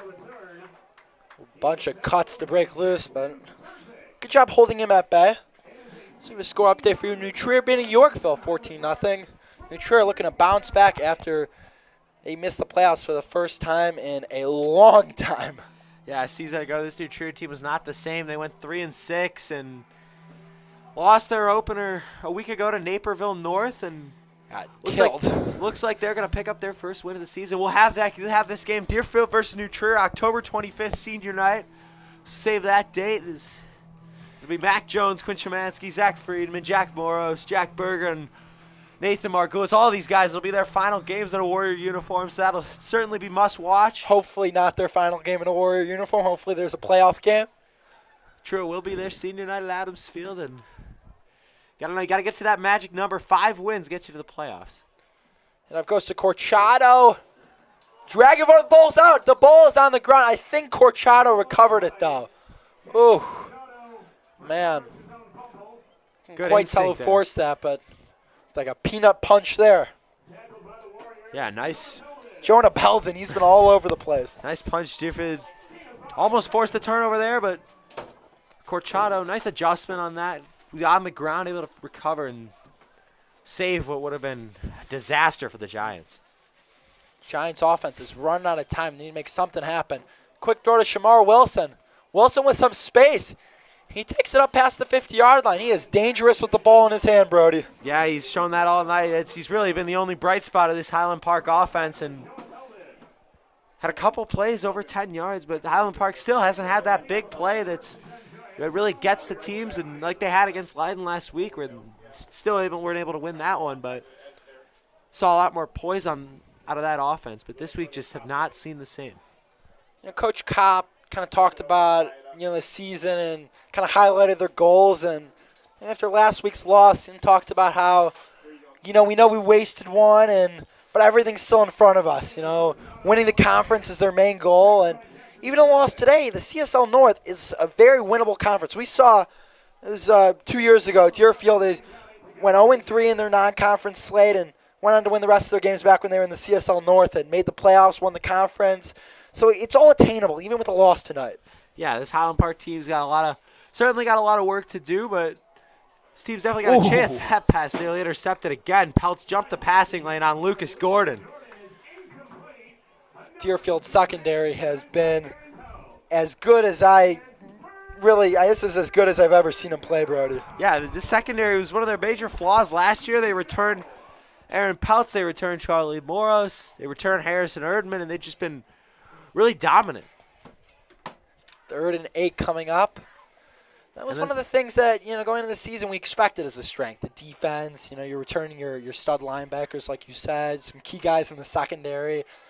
Last week we didn't quite see it, but it really feels like they're putting it together in this Week 2 rivalry game. It's Bryant to throw to Eli Moore. He is right near the first down marker. We'll see where they spot this one. This is a no-brainer to go for it if he's short, but see the spot he needed, the 39, and they will move the chains. We'll move the chains. This is a drive where you need a score if you're Highland Park, Brody. Yeah, and you really need 6. The field goal doesn't do you much good here, and with just over 18 minutes to go, this feels like now or never for Highland Park. Yep. Deerfield's been rallying to the football all night. So there's a false start. You can see that movement. It looked like it was the left tackle who moved there for Highland Park, and that'll move him back 5. And a lot of these early season mistakes, maybe not the snap counts messed up, and we've seen a lot of pre-snap penalties, more than usual. Yeah, you see him still trying to work everything out, work out the kinks, get their team's ready for a conference slate. Deerfield's certainly going to be a tall task this year. You got some really good teams, Glenbrook South, New Trier, and, of course, you got Maine South, who's up at the top of the state, who's got a big one tonight against Warren Township. But yeah, looking ahead, next home game against Fremd, Matthew O'Brien is their quarterback. Fremd is looking scary. Another pre-snap penalty. Yeah, Johnny O'Brien threw 3 first Johnny O'Brien, excuse me. Yes. 3 first quarter touchdowns against Buffalo Grove, and offsides this time. They seem to be rolling, and looks like Highland Park is going to get that 5 right back. Johnny O'Brien, a Northwestern commit, one of the better quarterbacks in the state of Illinois. Talk about Johnny O'Brien, but also look at this Fremd defense. Through 6 quarters of play, they've yet to allow a point and outscored opponents by nearly 60 points. Yeah, certainly impressive what we've seen. They beat a really good Lake Zurich team a week ago, and it's interesting, both these teams, Deerfield and Highland Park, play Buffalo Grove and Fremd in their next 2 games. Giants face the Vikings next week, Warriors do in 2 weeks, and Warriors face the Bison next week, and Giants do in 2 weeks. So going to get some more intel on both these teams in a couple weeks. They face common opponents, so that'll definitely be something to watch. Nathan Margulis was there in the last stop. Margulis just racks up the tackles. Yeah, he had is. 8 last game. He is all over the place. Just seems like wherever the football is, he's 33's right there, and pressure coming again. Pressure comes, and Brian is tripped up and taken down for a sack. Looked like he got sacked right at about the line of scrimmage. It'll set up 3rd down and 11 for Highland Park, and you got 2 plays to get this, but this feels like a big 3rd down in Warrior territory. Highland Park's moving the ball better than they have all day, and 3rd down and 11, Warriors got a chance to get out of here. Jackson Sturzik was the one to trip up Bryant there. A great play as Bryant was trying to step up in the pocket, just got a hold of the shoe, and we'll take him down. It's 3rd and 12. Bryant to pass. Pressure comes, flushed out. Trying to run away from it. He is taken down. 2 straight sacks for this Warriors defense. Will force a 4th and long. And Q Bassett in on the sack there. He's got a lot of speed, track athlete as well. Very athletic. You see him doing flips all over the school, and makes a big sack there. And Highland Park 4th and 17. Looks like they're going to try Dubin out there to punt, which is a little shocking from Coach Kopp and the Giants. They're kind of waving the white flag. Yeah, this 3rd quarter winds down. Still 3.5 minutes left. 4th and 19. I think, just how far it is. You just don't have enough confidence in your offense. You just don't know when you're going to get back into Deerfield territory, and this is... Dubin's punt is a sky-high one. He gets incredible hang time on that. Takes a favorable bounce. Doesn't quite get that back or the spin that you want, but he's kind of getting the back spin on the ball, but It's working out. Yeah, not really an end-over-end kick there, but certainly did the job, pin the Warriors inside their own 20, and long field for Mac Jones, this offense, to try and really open this game up with 3:15 to play in the third, Drew.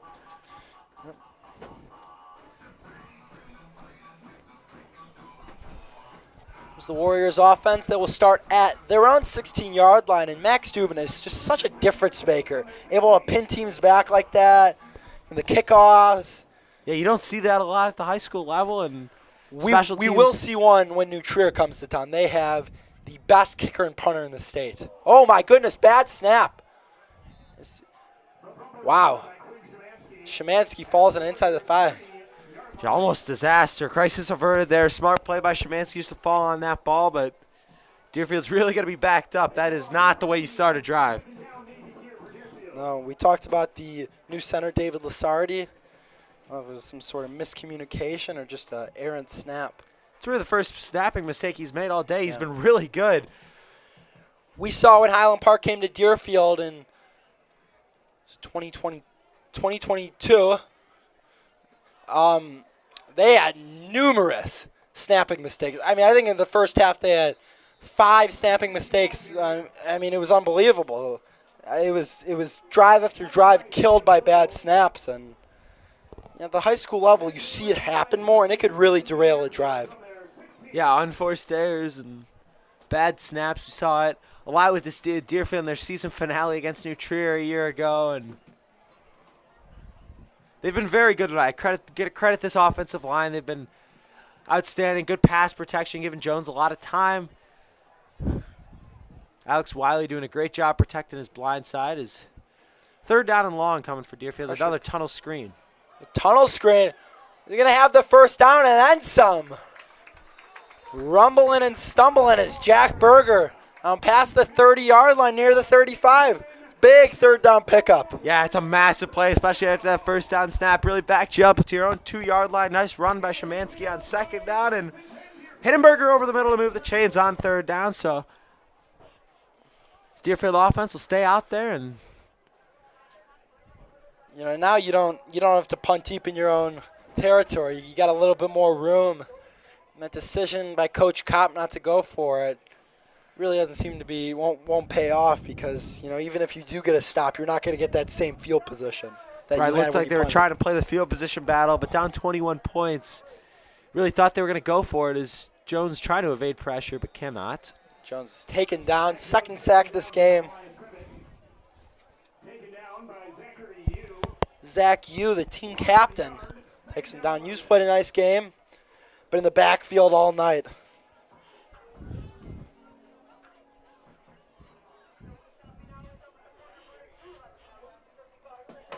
Second and 11 for this Warriors offense. We're under a minute left to play in this third quarter. And Jones is going to keep it. He is tackled a couple yards behind the line of scrimmage, so not the last 2 plays you wanted to see if you're Coach Renecki. Yeah, Highland Park was all over that, and it'll be another third and long. Not sure if that was an option play. Really didn't look like it was there for Jones. I mean, they could have left it off to Shimansky. As Deerfield can take this to the end of the third quarter, there is a 3-second difference between game clock and play clock. See what they will do, and it looks like they will take us to the end of the third quarter. Yep, as they're now heading to the sideline.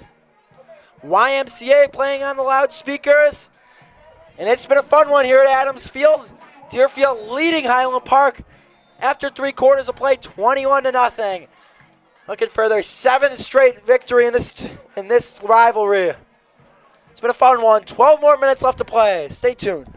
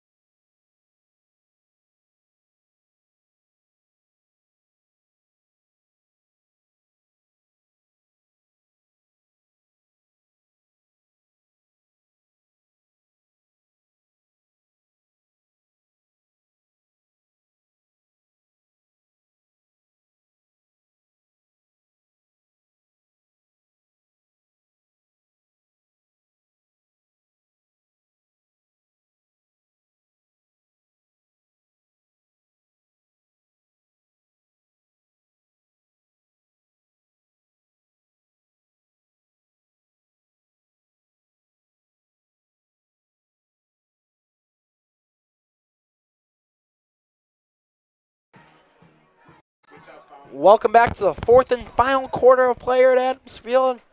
Warriors dominating once again in this rivalry, leading Highland Park 21-0 for their 7th straight win against Highland Park. It has been all Warriors these last couple years, more than that, couple. It's been pure domination. Jones to throw, quick little dump off to Shimansky.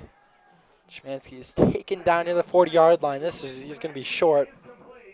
Decision time here for Coach Winacki. Got to imagine he brings the punt team out, up 21 points. And that is indeed what he will do. Credit this Giants defense. They let up the big play to Shimansky.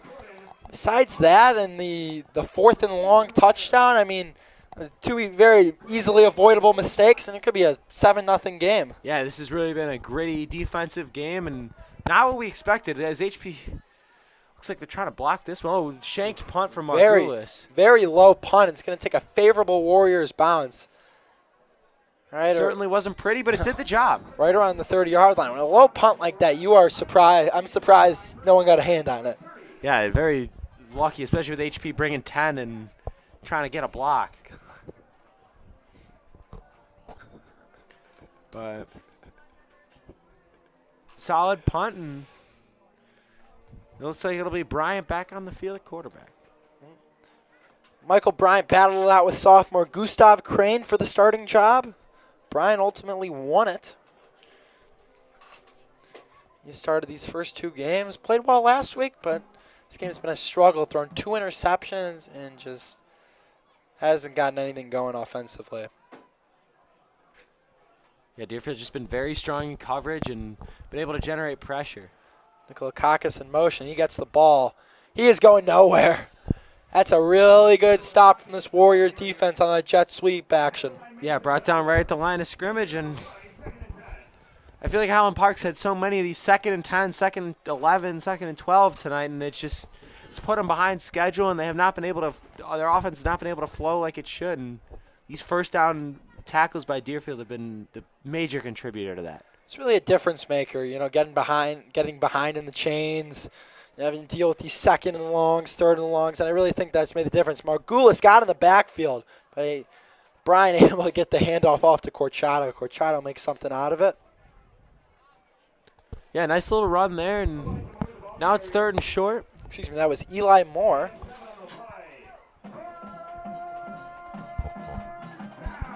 Third and 3 coming for Highland Park. You got to imagine this is 4-down territory.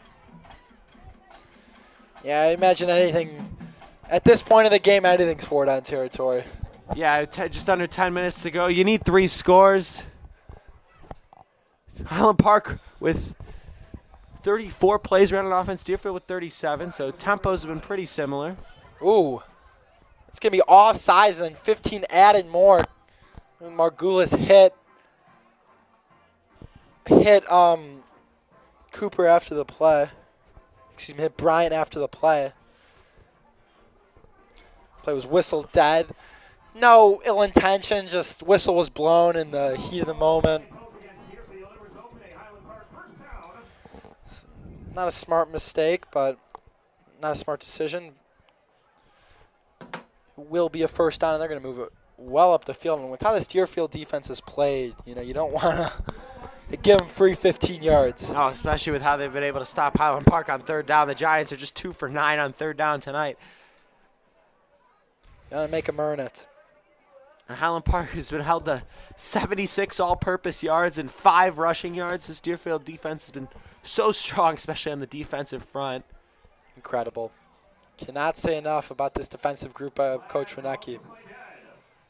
Another pre-snap penalty. This one's going to go against Highland Park, and there's a lot of stoppages. I cannot remember a time I've seen this many pre-snap penalties. It is been very, very sloppy. So we go under 9.5 minutes to go in the final quarter of a game that Deerfield has really dominated on the defensive end. They were able to establish themselves, had a great opening drive where they marched down. Quinn Shimansky punched it in. And second drive, able to get one to Jack Morris, had a big pause on offense, and then Quinn Shimansky to start the second half on offense for the Warriors. Busts an 80-yard touchdown run. That's got us to where we are now. Bryant's hit while thrown is incomplete. Another pass that was broken up.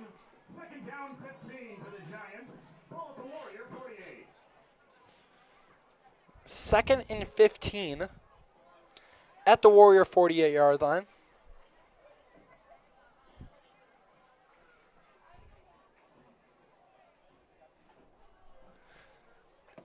.9:02 left to play.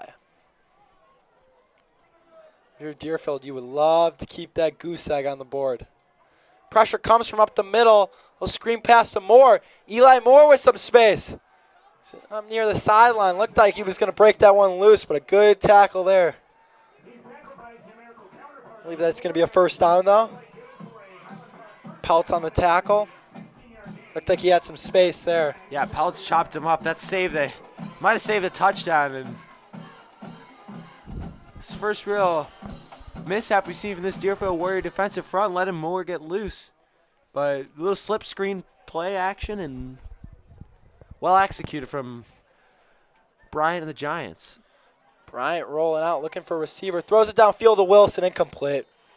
Nothing there, good coverage. Yeah, Moros forced him all the way to the sideline, and there was no way that play was going to work, even if Tom Brady was throwing it to him. Just great defensive coverage from Deerfield. And you know, smart by Bryant. You know, kind of looked like he wasn't going to, you know, throw it.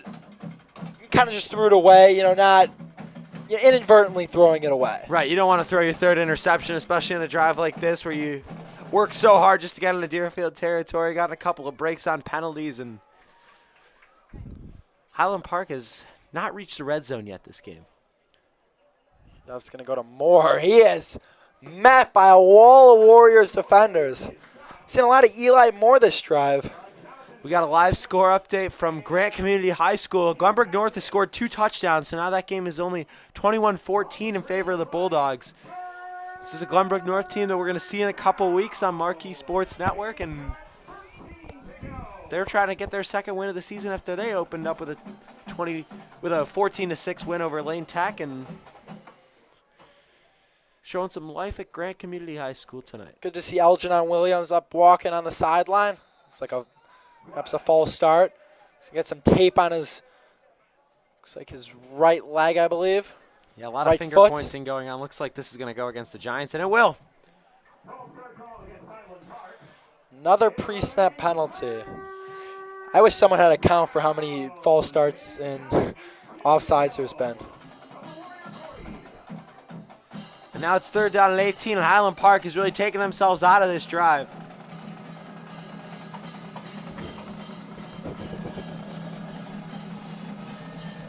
Third and 18 coming up. This is, without a doubt, 4-down territory, Brody. Yep, no matter what happens here, you got to go for it. Down 21 points inside of 8 minutes to play.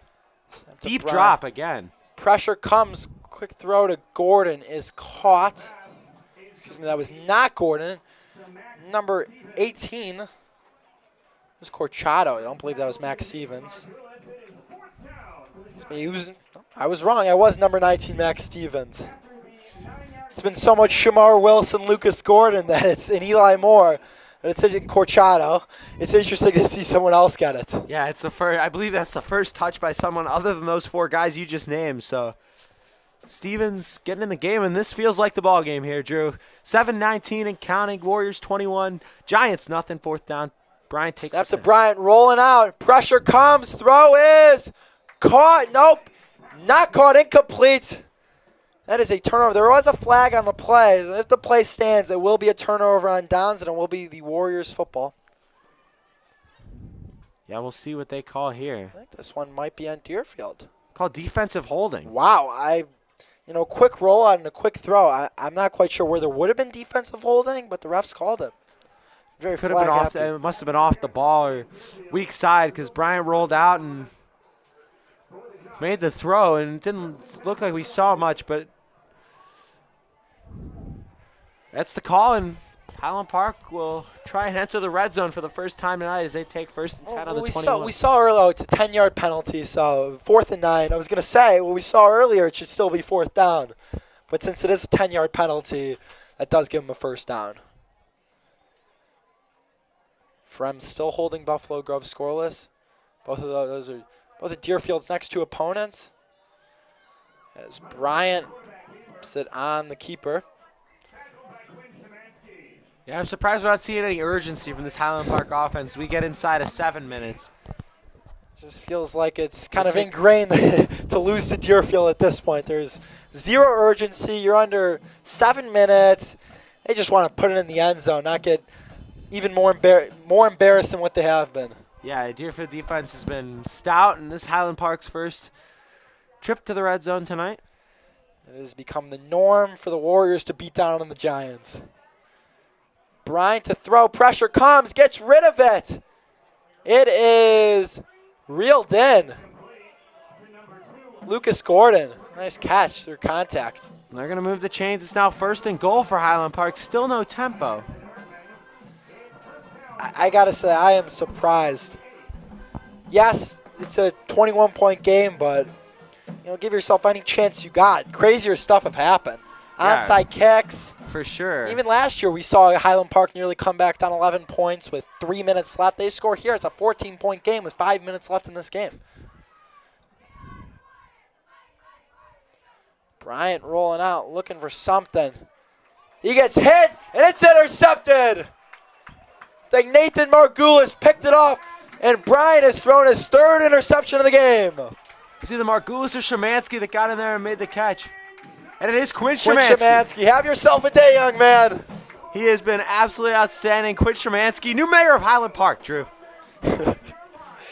He indeed owns Highland Park. That's 2 years in a row where he has absolutely showed out in this He should be the one clash. planning stuff on their field, I'll tell you that.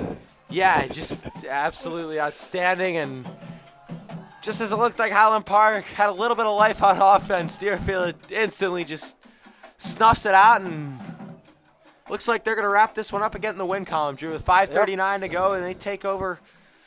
Things are looking good. For all the antics this week, from Highland Park that we will not go further into, this is awfully embarrassing. Yeah, not scoring against your arch rival. And is it time that it's no longer an arch rival? Not in the same conference. Do you focus your attention more to a school like GBN as your main rival, a team who's in your conference who, quite frankly, gives you more of a competitive battle? Yeah, I've seen good battles Deerfield GBN over the last couple of years, and this game certainly can get interesting. It will always be interesting for being the District 113 game. Both these teams have a rich history against each other in all sports, and their schools certainly do. So definitely always going to be a big game, but Deerfield's really just asserted themselves in this rivalry, and there was a time where Highland Park hadn't scored a point in this rivalry for a stretch. So yeah, talking football and other sports, it's a outstanding rivalry. We've seen hockey, how exciting that is, the game on Thanksgiving. Football, should result in another Deerfield win. So I was reading the Indiana score, which is 77-3 against Western Illinois. That is unbelievable. Yeah, you don't see that too often, and that is otherworldly. 3rd and 4 coming up.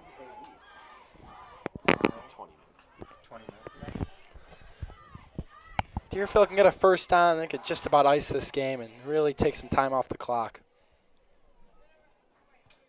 Play clock going down. Jones rolling out. He's got to get rid of this football. Breaks out of one set. Gets rid of it. And he's got the first down. Magic in the pocket from Mac Jones to convert on 3rd and 4. He found Shimansky for another Warrior first down.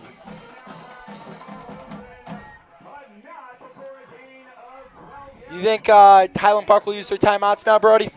I can't imagine they do. Down 21 points inside of 4 minutes. I'd be shocked if they did. It'd be very surprising. Looks like Deerfield's just going to run this thing. Maybe they'll use the timeouts so we get closer to 2 minutes, but yeah, I'd be shocked. Unfortunately, there is no 2-minute warning like in college and this year and in the NFL. Deerfield can take this clock very low. Just about a minute left. Another first down, they can knee it. But not quite there yet. Interesting score over there at Park Ridge as Round Lake is beating Maine East 7-2. Yeah, Maine East, one of those past opponents of Deerfield that used to chalk up in the win column before the game started. The doormat of the CSL North. That's for sure. And looks like Buffalo Grove is scored. Though Frem has allowed points for the first time this year. As wouldn't you know, another pre-snap penalty. it is offsides against Highland Offsides. Park. So Deerfield will be second down and short here. I would love to see a count on how many pre-snap penalties there's been.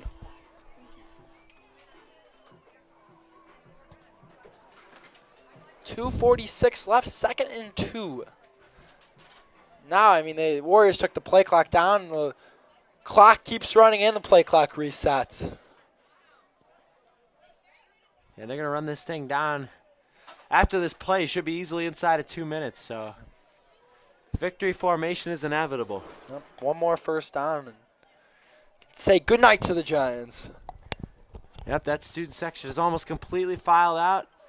Still a few parents on hand in the visiting section, but Deerfield certainly with the crowd advantage. Shimansky stuffed there on second Highland and 2. Park showing some fight defensively. They have really been gritty, as you said earlier, Brody. Struggled to begin, had that rough, 4th and a country mile touchdown they allowed. But they've really stepped up. And besides the big run of Shimansky, since that moment of the touchdown to Moros, they've been really, really good. Yeah, they have been. Deerfield's offense started off super poised, super active in this game, and scored on the first 2 drives. And ever since that, except for the run by Shimansky, they've been held to nothing. And you got to credit Highland Park, but you also, if you're Highland Park, you got to scratch your head because your defense has played this well, and you're not even close to in the game. I think you look at this for Deerfield's side, and last week your offense looked really good, and your defense struggled, and to get this kind of performance from your defense makes you feel really good about what you got, because this offense can score. This offense can be elite. Jones, Moros, Berger, Freeman, Shimansky. This is a really good offense. And, we know the pieces they have on defense. And when it's put together, you've seen glimpses of it. This could be a really good football team. Yeah, for sure. His team heartbroken last year after a 4-1 start, losing their final 4 games, including a couple heartbreakers right here at Adams Field. And you look at the Deerfield team this year, they returned so much of their production. They are hungry for a playoff spot. And Coach Renecki wants to go out with a bang. You look at the CSL South, too, and really besides Maine South, who's been the juggernaut of the CSL South, it's wide open. This Deerfield team can easily finish second in the CSL South. You look at New Trier, they're kind of on the downslope. Evanston's down this year. Glenbrook South, Glenbrook North aren't as good as they normally are. It's an open conference for Deerfield to come in and really have an awesome season. Right, and you really feel like this is the year where they're going to do something like that. Got so much senior leadership on this team and strong play, especially got a quarterback, Mac Jones, who we've seen has improved so much over the last couple of years since he was a sophomore starting. This looks like he's going to be about a yard short. Deerfield returns the most starters out of any CSL South team. So now Highland Park uses a timeout. You want to see a little more out of their offense, perhaps, by Coach Kopp? Yeah, just try and get some moral victories before their game next week against a very tough Frem team. Yep. And as Coach Kopp said after the loss to Leiden, everything is still right in front of him. This CSL North is still a conference they could win. Maine West is dangerous. They went 9-0 last year, but that's a team that's still beatable, and it's still an open conference, and there's still plenty of time in the season for Highland Park to make some noise. Yeah, this is a Highland Park team they got some talent. They got Corchado, who's a really good runner, Max Dubin, who's outstanding on both special teams, kicking and punting, and Michael Bryant could be poised in the pocket. Just if you get good protection, this Highland Park team can really put up some points against some of these CSL North teams. Yeah, I mean, the difference between the CSL South and the CSL North is vast, and we've seen it. Deerfield made the change. It's a very good conference, the CSL South, and the CSL North, it's weaker. That's just the facts. You look at the rankings, and It's an open conference to win for Highland Park. It looks like Deerfield's going to go for this. 4th and 1. Yeah, just try and put the game away. Jones now under hard center. count. Yeah, it looks like they might just try to draw him off. Been able to do that a couple times this game. I love the idea of trying. You have 2 timeouts left, so you can use them. Looks like they might take the snap here. And they do. They will hand off to Shimansky. He's got the first down and will stroll out of bounds. That'll do it, Brody. That will, and Deerfield wraps up a game where that defense was just so dominant. Picked off Michael Bryan 3 times. Just outstanding play by the defense, and the offense was present when they needed to be. Not as sharp as they were a week ago, but it'll be victory formation. Deerfield moves to 1-1. Big win for the Warriors. Something they definitely needed a stress-free win, and they got it tonight. Very big win indeed, and I was thinking about a player of the game, and I really feel like this was a team collective effort. You can look at the defense, but you look offensively at Quinn Shimansky, what he did, and it's hard not to see him. Aaron Peltz was fantastic, holding Lucas Gordon at bay, which is not an easy thing to do whatsoever. I mean, Nathan Margulis was fantastic, Jonah Belden, and Shimansky had an interception too, so I just think this was really a collective effort by so many of your senior leaders. Yeah, bunch of good games. Jack Berger had a nice game as well, a few receptions. Shimansky obviously is the star of the show on paper, but this really, when you dive deep into what this game really was, this is a whole team game, and loved what I saw on both sides of the ball from the Warriors tonight, and this is a team that can really make some noise this season.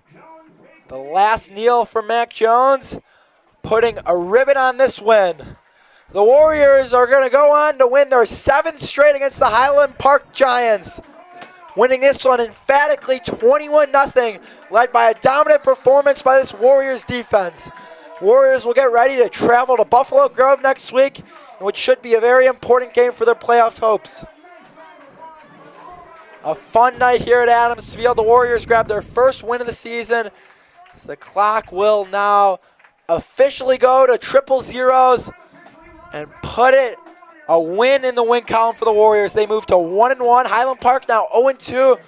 Travels to play Frem next week, which is going to be a very, very tough game. Yeah, we're going to have our eye on that, especially with the fact that Deerfield's playing Frem in a couple of weeks. So see how they do against the Giants. Get us a lot of intel on who this Frem team really is. And Warriors playing Buffalo Grove. Definitely a winnable game. Yeah, we came into this game viewing this as a massive rivalry tilt. For both these games, it can really change the trajectory of a season. Both these teams coming in 0-1, and a big difference between 1-1 to 0-2. And I know it sounds cliche, but it's big for the mojo. And to start 0-2 is tough for this Highland Park team, especially after the season they had last year. This is a massive win for the Warriors. Yeah, a game they needed. Especially with that magic number of 5 in the distance. Needing to get to 5 wins to make the playoffs, despite the tough schedule and some 4-win teams getting in. You really feel like you got to win 5 games with your Coach Wienecke and the Warriors this year to get a chance in the playoffs. And once you make it to the playoffs, anything can happen, as we've seen in years past. You had Cary Grove winning the state championship a year ago, beating the Flyers of East St. Louis. So anything can happen. We've seen it many times, and this Deerfield team's just got to get there, Drew. Yeah, just look at the baseball program. They got in, were a 14th seed, and went all the way to the sectional final. So anything can happen. You got to get in, and this is win number 1 as the Warriors are fired up, and as they should be. That's a big-time win, Brody. Huge win. They look pretty good, and just a couple weeks' time, they'll be right back at Adams Field, which will be our next broadcast with you against the Vikings of Fremd and Johnny O'Brien. So it's been a great night at Adams Field. Yep. Another fantastic night. We thank the DSI crew, the boosters, of course, everyone who makes this possible. Just a reminder, September 27th is the date on Marquee Sports Network. Brody and I will be on the call, Deerfield versus GBN. So you won't have to go to YouTube anymore. Flip your channels over to Marquee and check us out, which will be a massive homecoming game and a really cool moment for this program to be on TV like that. It's going to be awesome. But first off, Buffalo Grove and Fremd, hopefully able to take care of business. What is a massive season in Coach Wienecke's last. Here at Deerfield, I'm Drew Weiner, joined alongside Brody Sheffer, and we thank you for tuning in, watching. We're signing off for the night. Good night. Go Warriors, folks.